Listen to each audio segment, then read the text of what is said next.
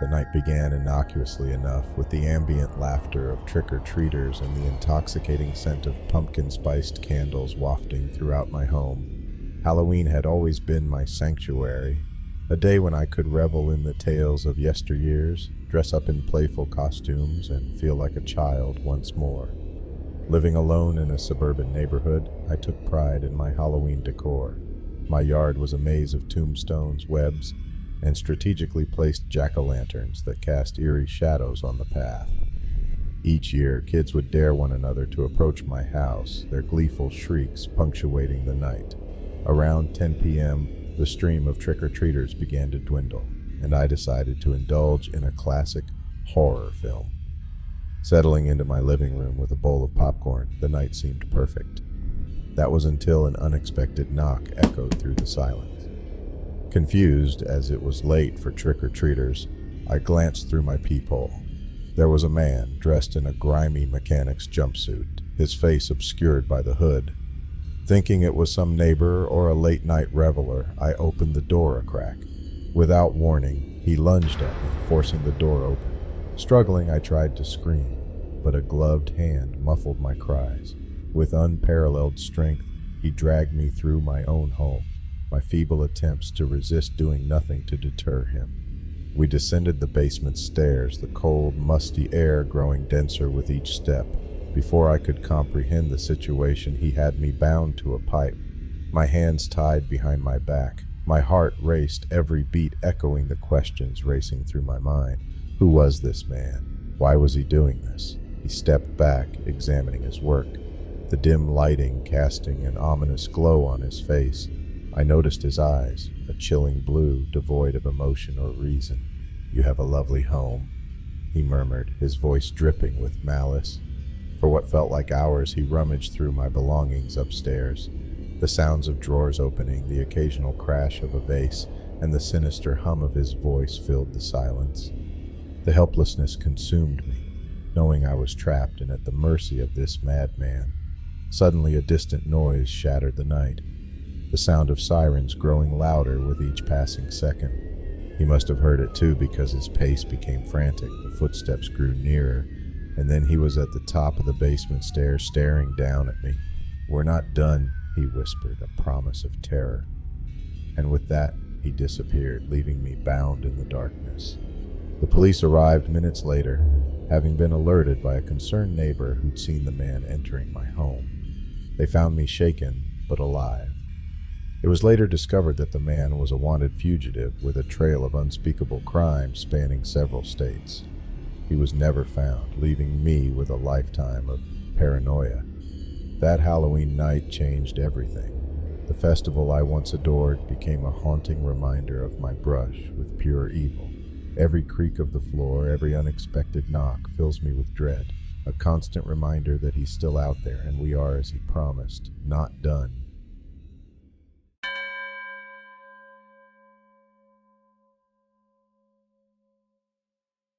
The brisk October wind carried a symphony of rustling leaves as Halloween descended upon our town.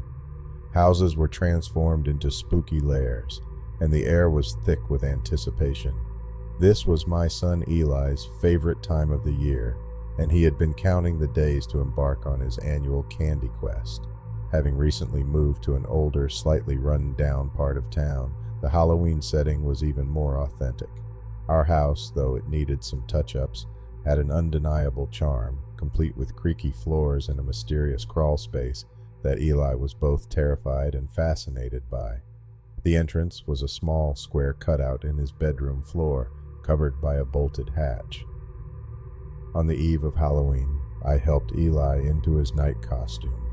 Armed with his toy sword and a plastic shield, he looked every bit the valiant protector. As the sun dipped below the horizon, our journey began. We visited house after house, each one with its own unique theme. At one home, werewolves greeted us. At another, a mad scientist handed out candy from his bubbling cauldron. Eli's laughter and excitement were infectious, and his candy bag grew heavy with treats. Hours later, as the night deepened, we decided to head home. Eli chattered about his favorite houses and the new friends he had made.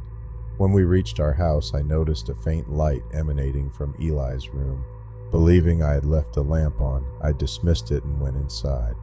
Once home, as I was checking Eli's candy, he suddenly froze, pointing to his bedroom floor. The hatch to the crawl space was slightly ajar, the bolt undone. My heart raced. "Eli, did you open this before we left?"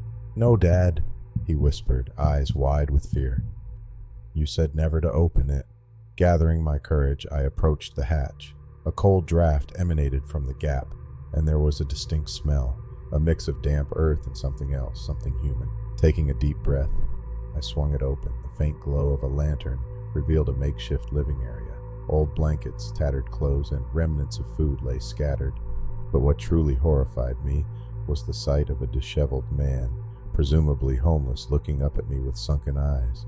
Our eyes met, and for what felt like an eternity, neither of us moved. Then, breaking the silence, he spoke, his voice raspy from lack of use. "I didn't mean no harm, just looking for a warm place." The realization hit me. This man had been living under our house, probably for weeks. Every creak, every unusual sound we had attributed to the oldness of the house. It was him. Backing away slowly, I instructed Eli to go to our neighbor's house and call the police. The man didn't resist. He seemed almost relieved when the police arrived, escorting him out of our home without any fuss. The officers informed us that he had been homeless for years and had often sought refuge in abandoned parts of town. With the colder months approaching, he had probably been looking for a warmer place to stay. The night's discovery shook us profoundly. Once the adrenaline subsided and the police had left, Eli, clutching his candy bag, looked up at me, his youthful eyes filled with a mix of fear and confusion. "Why was he under our house, Dad?" Choosing my words carefully, I replied, "Sometimes people face hard times, and they look for places to stay, even if it's not the best choice." Eli seemed to ponder this, and then, with the innocence only a child can have, said, "Maybe next time he can just knock and ask." That Halloween, amidst the candy and costumes, we were confronted with a real-world terror, but it also opened a dialogue about empathy, understanding, and the human stories that often hide in the shadows.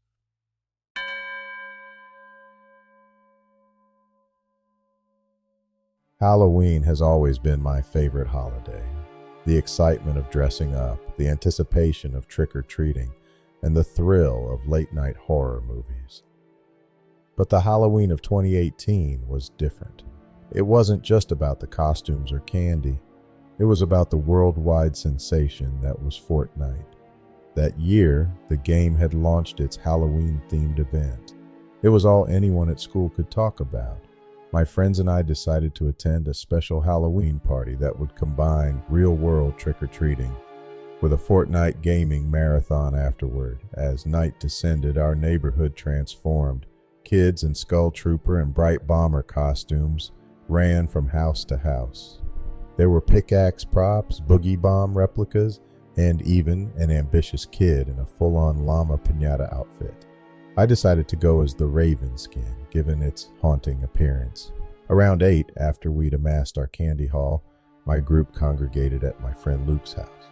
His basement was the gaming hub, equipped with multiple screens and consoles. The gaming began in earnest. We formed our squad, delving into the virtual world, building structures and taking down opponents. The eerie Halloween theme of the game added to the chilling atmosphere of the night. We were deep into our third match when a noise interrupted our concentration.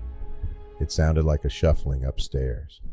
We assumed it was Luke's parents or perhaps his dog, but a few moments later the basement door creaked open.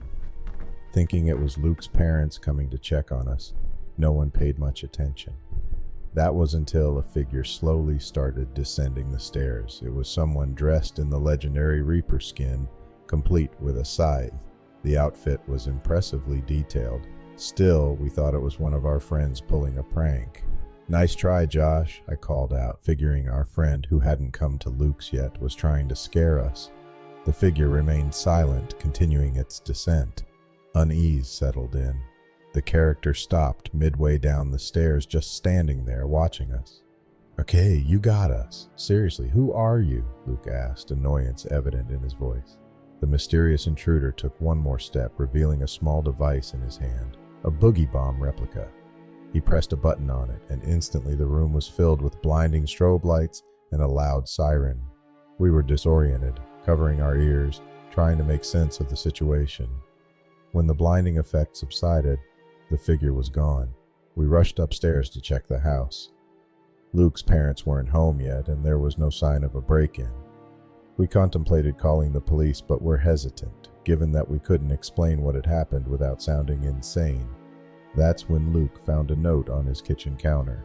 Next time, watch your back in the game and reality. We never figured out who our mysterious visitor was. Was it a twisted prank by someone we knew, or someone who had taken the game a little too far? We were more cautious after that, and our Fortnite sessions took on a more somber tone. The following year, most of us had moved on to other games or hobbies, but that Halloween incident left a lasting mark that I will never forget.